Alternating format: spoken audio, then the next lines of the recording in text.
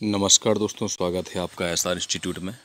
और आज हम करंट अफेयर सीरीज़ के इस लेक्चर में 27 मई से 31 मई तक के करंट अफेयर्स को कवर करेंगे। चलिए दोस्तों फिर स्टार्ट करते हैं।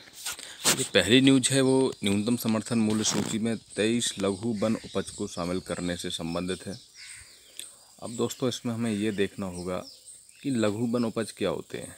तो जो लघु वन उपज होते हैं वो ऐसी चीज़ें होती हैं जिन पर जो वन में रहने वाले लोगों की अर्थव्यवस्था है, या ये कहें कि जनजातीय लोगों की अर्थव्यवस्था है, वो उन वन उपजों की बिक्री पर उन लोगों की अर्थव्यवस्था निर्भर करती है। और वो लघु वन उपज को बेचकर या उनसे बने उत्पादों को बेचकर अपनी आजीविका चलाते हैं। तो न्यूनतम समर्थन मूल्य की जो सूची शामिल की गई उसमें यही हुआ है नया कि 23 लघु वन उपज को शामिल किया गया है। पहले से ही कई सारे लघु वन उपज थे, तो विस्तार से देख लेते हैं। तो 29 मई 2020 को जनजातीय मामलों के मंत्रालय ने घोषणा की कि न्यूनतम समर्थन मूल्य के 23 अतिरिक्त लघु वन उपज को सूची में शामिल किया गया है। साथ ही 50 वस्तुओं के लिए मौजूदा वन उपज का न्यूनतम समर्थन मूल्य कम कर दिया गया है।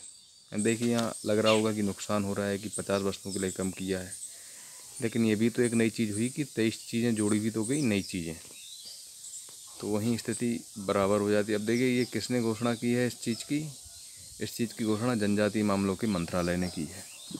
अब दोस्तों आप लोगों को कमेंट सेक्शन में ये बताना है कि जो न्यूनतम समर्थन मूल्य है उसकी घोषणा कौन करता है। जो हम लोगों की रबी और खरीफ की फसलों के लिए जो न्यूनतम समर्थन मूल्य की घोषणा होती है वो कौन करता है और किसकी सिफारिश पर करता है। ये क्वेश्चन यूपीएससी में 2015 में प्रीलिम्स में पूछा गया है। ये न्यूनतम समर्थन मूल्य का निर्धारण किस तरह से होता है। चलिए दोस्तों अगली न्यूज देखते हैं। जो अगली न्यूज है वो 31 मई को विश्व तंबाकू निषेध दिवस को मनाने से संबंधित है।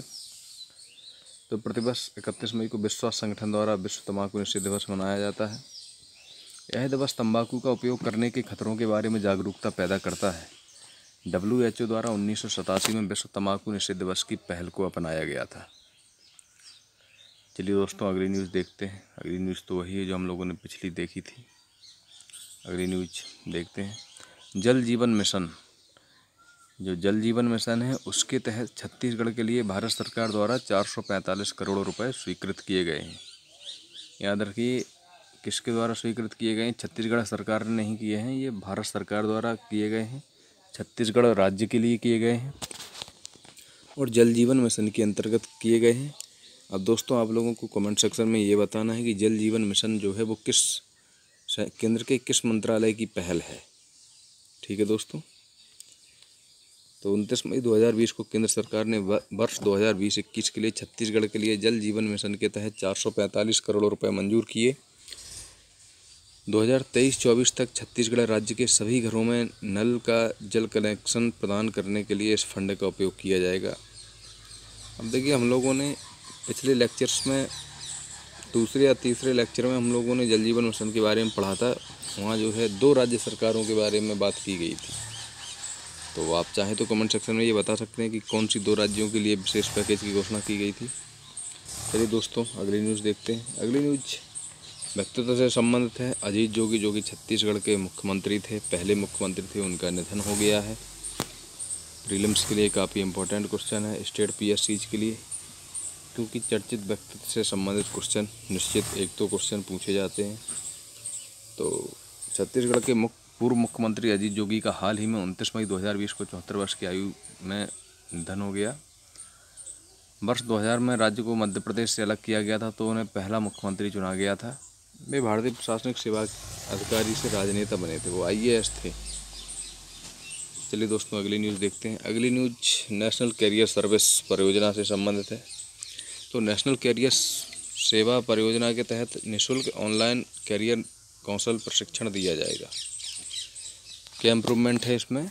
तो ये है कि निःशुल्क ऑनलाइन कैरियर कौशल प्रशिक्षण दिया जाएगा। श्रम और रोजगार मंत्रालय ने TCS के साथ साझेदारी में राष्ट्रीय कैरियर सेवा परियोजना के तहत कैरियर कौशल प्रशिक्षण प्रदान करने की योजना बनाई है। राष्ट्रीय कैरियर सेवा परियोजना कैरियर परामर्श, नौकरी से मेल, व्यावसायिक मार्गदर्शन, नौकरी की तलाश, कौशल विकास पाठ्यक्रमों की जानकारी आदि के लिए रोजगार संबंधी सेवाएं प्रदान करेगी। अब दोस्तों ये जो नेशनल कैरियर सर्विस है, इससे संबंधित जो हायरार्की है, जो संगठन और उनके संरचनात्मक जो ढांचे रहते हैं, उनसे संबंधित क्वेश्चन भी कभी कभी पूछ ले जाते हैं। नेशनल कैरियर सर्विस से संबंधित क्वेश्चन 2017 में यूपीएससी प्रीलिम्स में पूछा गया था। उसमें ये पूछा गया था कि नेशनल कैरियर सर्विस है, उसकी हायरार्की क्या है, ठीक है, उससे संबंधित ये क्वेश्चन पूछा गया था। चलिए दोस्तों अगली न्यूज देखते हैं। अगली न्यूज सेना के कमांडरों के सम्मेलन से संबंधित है, जिसको नई दिल्ली में आयोजित किया गया है। अब ये जो सम्मेलन आयोजित किया गया है, ये लद्दाख सीमा पर भारत चाइना की आर्मी के बीच जो तनातनी चल रही है, उसके संदर्भ में इसका आयोजन किया गया है। अब आप लोग वहाँ की स्थिति का इससे अंदाज़ा लगा सकते हैं। जो भी एग्जैक्ट जो वहाँ की स्थिति क्या है, उसके बारे में तो सरकार ही कोई स्टेटमेंट दे तभी पता चल पाएगा। लेकिन जो अंदर से कुछ खबरें आ रही हैं, उनके अनुसार यही अनुमान लगाया जाता है कि काफ़ी वहाँ तनाव काफ़ी ज़्यादा है, क्योंकि ये पहली बार हुआ है अभी पिछले 20-30 सालों में, करीब 35 सालों में ये पहली बार हुआ है कि वहाँ ब्रिगेड लेवल की तैनाती की गई है दोनों ओर से। एक ब्रिगेड में आप समझ लीजिए कि 5000 के लगभग सैनिक होते हैं। चाइना की तरफ से भी ब्रिगेड लेवल की संख्या है सैनिकों की, और भारत की तरफ से भी है। तो इसी के परिप्रेक्ष्य में इसका आयोजन किया गया है। तो नई दिल्ली में सेना कमांडरों का सम्मेलन हुआ। यह इवेंट 2 चरणों में आयोजित किया गया। इस सम्मेलन की अध्यक्षता रक्षा मंत्री राजनाथ सिंह ने की। इस सम्मेलन में मौजूदा और विकासशील सुरक्षा चुनौतियां, जो विकासशील सुरक्षा चुनौतियां वो हैं जो परिवर्तित होती रहती हैं, आने वाले समय को इसमें ध्यान रखा जाता है। इसमें भविष्य की सुरक्षा चुनौतियों को ध्यान में रखा जाता है। तो विकासशील सुरक्षा चुनौतियों पर भी चर्चा की गई है। इस सम्मेलन में मानव संसाधन प्रबंधन मुद्दों और प्रशिक्षण प्रतिष्ठानों के लिए व्यवस्था की भी चर्चा की गई। चलिए दोस्तों अगली न्यूज देखते हैं। अगली न्यूज रोजगार सेतु योजना से संबंधित है। ये योजना मध्य प्रदेश सरकार ने लॉन्च की है। ये मध्य प्रदेश पीएससी प्रीलिम्स के लिए काफ़ी इम्पोर्टेंट हो जाती है। और ये किसके लिए, ये याद रखिए, कुशल श्रमिकों के लिए है, कुशल श्रमिकों के लिए। तो मध्य प्रदेश सरकार ने प्रवासी श्रमिकों की सहायता के लिए रोजगार सेतु योजना लॉन्च की। यह योजना प्रवासी श्रमिकों को रोजगार प्रदान करेगी। योजना की मुख्य विशेषताएं ये हैं कि रोजगार सेतु योजना उन प्रवासी श्रमिकों को रोजगार प्रदान करेंगी जो अपने घरों में लौट आए हैं। इस परियोजना के तहत राज्य की जनसंख्या को रोजगार मिलेगा। जो अन्य राज्यों में रोजगार की तलाश में जो श्रमिक जाते हैं, अब वो लौट के अपने अपने गृह राज्य लौट आए हैं। तो ऐसे मध्य प्रदेश सरकार ने उनका नियोजन करने के लिए ये योजना लॉन्च की है, ताकि उनकी आजीविका सुनिश्चित हो सके। चलिए दोस्तों अगली न्यूज देखते हैं। अगली न्यूज अग्निप्रस्थ नामक मिसाइल पार्क की आधारशिला रखी गई है, उससे संबंधित है।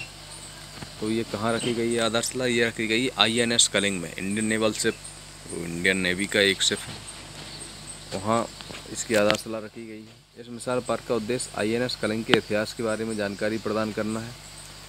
इस पार्क का जो मुख्य आकर्षण है वो P-70 MA टेस्ट है, जो कि एक एंटी शिप मिसाइल है। इसे पानी के नीचे लॉन्च किया जाता है, या ये कह सकते हैं मिसाइल का जो है वाटर वर्जन है। चलिए दोस्तों अगली न्यूज़ देखते हैं। अगली न्यूज़ है अमेरिका के आर्टिफिशियल इंटेलिजेंस पर G7 की साझेदारी में शामिल होने से संबंधित। वैसे ये फैक्ट उतना इम्पोर्टेंट है नहीं, क्योंकि एग्ज़ाम में भारत और जो वैदेशिक संगठन हैं उनके बीच जो संबंध है या द्विपक्षीय संबंध है भारत के किसी अन्य से, तो IR के क्वेश्चन उनसे ज़्यादा पूछे जाते हैं। रेयर मामलों में ही एक आध क्वेश्चन ऐसा आता है जो वैश्विक संस्थाओं से पूछा जाता है, जिनमें भारत शामिल नहीं है। तो देख लेते हैं फिर भी इसको मोटे तौर पे, तो G7 ही देख लेते हैं कि ये क्या है। तो ये 7 बड़ी कथित रूप से जो विकसित और उन्नत अर्थव्यवस्था हैं उन देशों का ये समूह है, जिसमें Canada, France, Germany, Italy, Japan, Britain और अमेरिका शामिल है। याद रखिए इसमें रशिया भी शामिल था, लेकिन यूक्रेन के मुद्दे पर रशिया को इससे निष्कासित कर दिया गया है।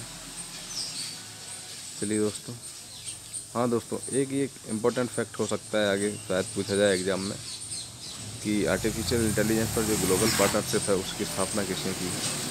तो G7 नेताओं ने ही की है ना दोस्तों। चलिए अगली न्यूज़ देखते हैं। अगली न्यूज़ सरकार द्वारा पैरासीटामोल API के निर्यात पर जो प्रतिबंध लगाया गया था उससे संबंधित है, उसको हटा लिया गया है।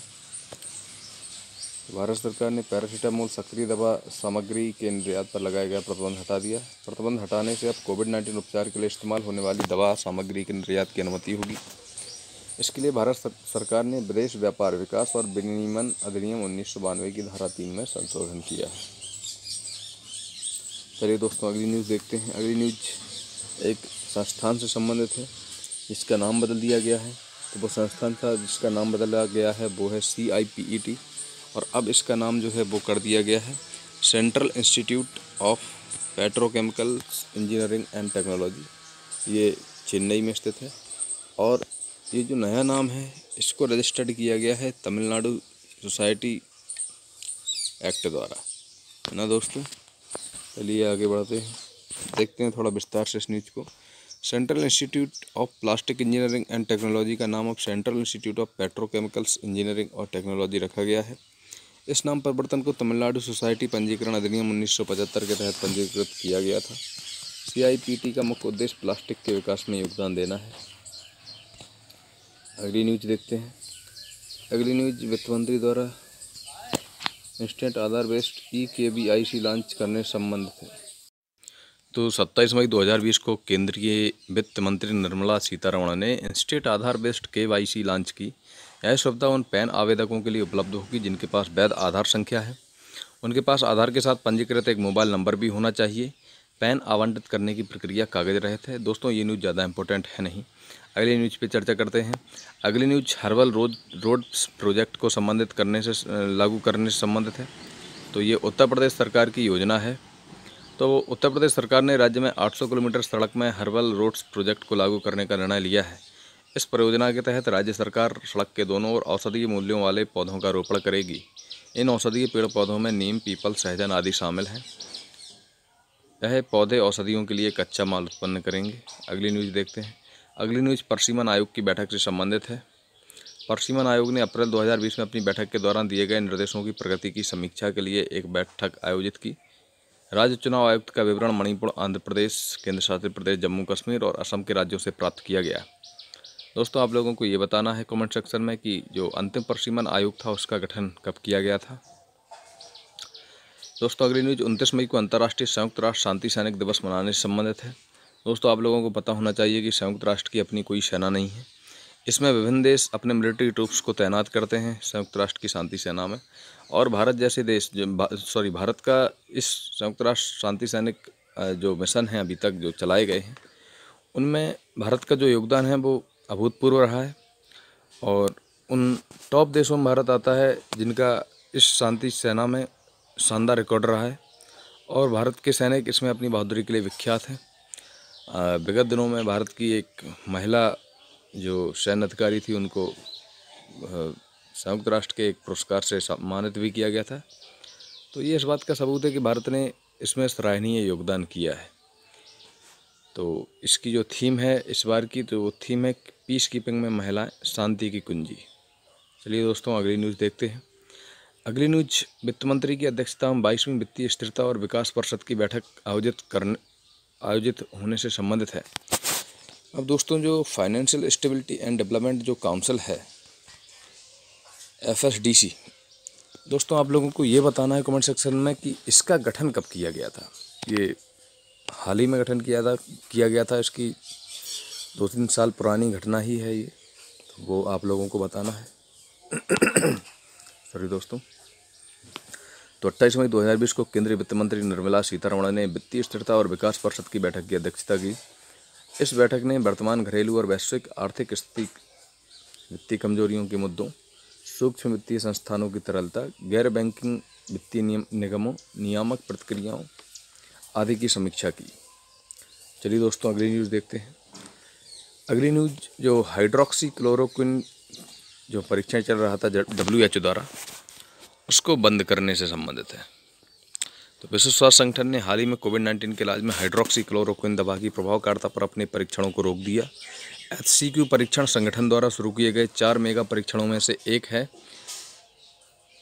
चलिए दोस्तों अगली न्यूज़ देखते हैं। कर्नाटक सरकार द्वारा राज्य स्वास्थ्य रजिस्टर जो लॉन्च किया जाएगा उससे संबंधित है। स्टेट हेल्थ रजिस्टर को कर्नाटक राज्य सरकार लॉन्च करेगी। तो कर्नाटक राज्य सरकार ने हाल ही में घोषणा की कि वह राज्य स्वास्थ्य रजिस्टर नामक अपनी तरह की पहली परियोजना शुरू करेगी।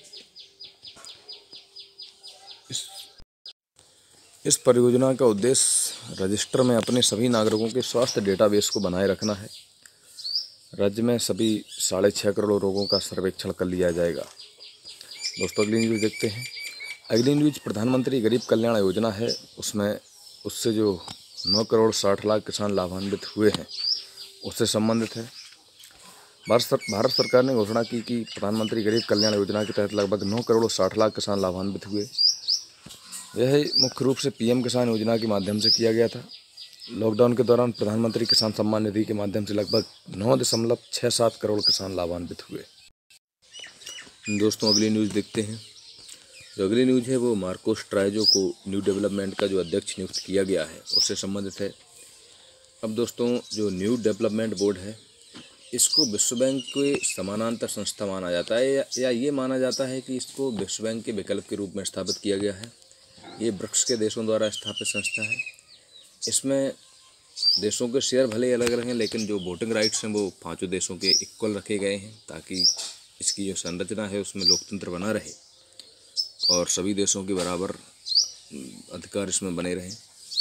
तो दोस्तों कमेंट सेक्शन में आप लोगों को ये बताना है कि न्यू डेवलपमेंट का मुख्यालय कहाँ है। और दोस्तों आपको ये भी बता दें कि जो फोर्टालेजा घोषणा पत्र हुआ था ब्राज़ील में, जो ब्रिक्स सम्मेलन हुआ था, तो उस घोषणा पत्र के तहत ही इसकी स्थापना की गई है। तो ये कौन हैं जो अभी नियुक्त किए गए हैं ट्राइजो? तो ब्राज़ील के पूर्व उप अर्थव्यवस्था मंत्री मार्कोस प्राडो ट्राइजो को संघाई स्थित न्यू डेवलपमेंट बैंक के नए अध्यक्ष के रूप में चुना गया। सॉरी दोस्तों, इसमें मैंने कमेंट सेक्शन में आपको मुख्यालय पूछा था, वो इसमें लिखा ही है संघाई है। उन्हें ब्रिक्स देशों द्वारा स्थापित बहुपक्षीय वित्तीय संस्थान के अध्यक्ष के रूप में अनुभवी भारतीय बैंकर केबी कामत के स्थान पर नियुक्त किया गया है। दोस्तों केबी कामत इसके पहले अध्यक्ष थे, ये आप लोगों को याद रखना है। अब क्योंकि इसको अभी हटाया गया है तो चर्चित व्यक्तित्व में से ये क्वेश्चन पूछा जा सकता है। तो जो वित्त मंत्री निर्मला सीतारमण हैं वो वीडियो सम्मेलन के माध्यम से संबोधित करेंगे इस समारोह को। चलिए दोस्तों अगली न्यूज़ देखते हैं। जो अगली न्यूज़ है वो NPCI ने पाई नामक आर्टिफिशियल इंटेलिजेंस वर्चुअल असिस्टेंट्स जो लॉन्च किया है उससे संबंधित है। तो देख लेते हैं इसको।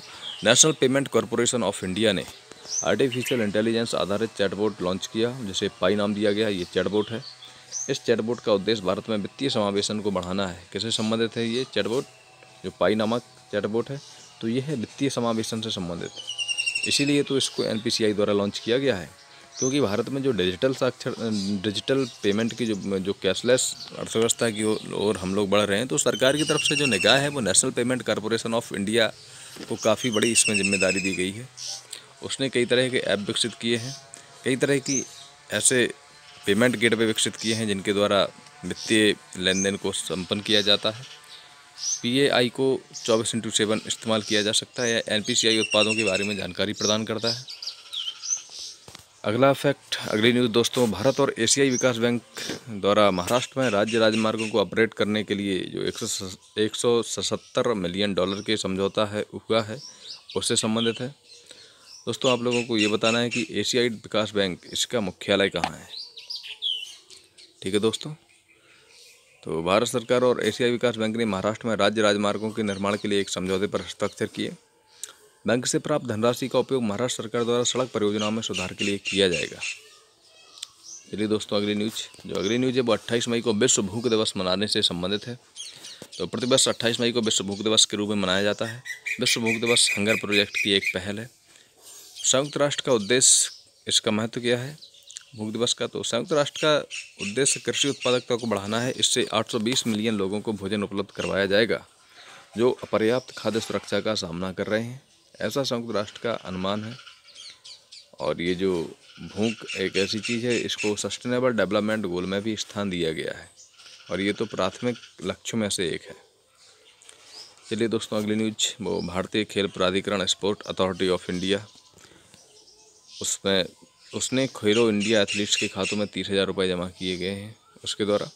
तो भारतीय खेल प्राधिकरण ने हाल ही में खेलो इंडिया एथलीटों के खातों में 30,000 रुपये स्थानांतरित किए। इसके लिए प्राधिकरण ने 8.25 करोड़ रुपए खर्च किए हैं।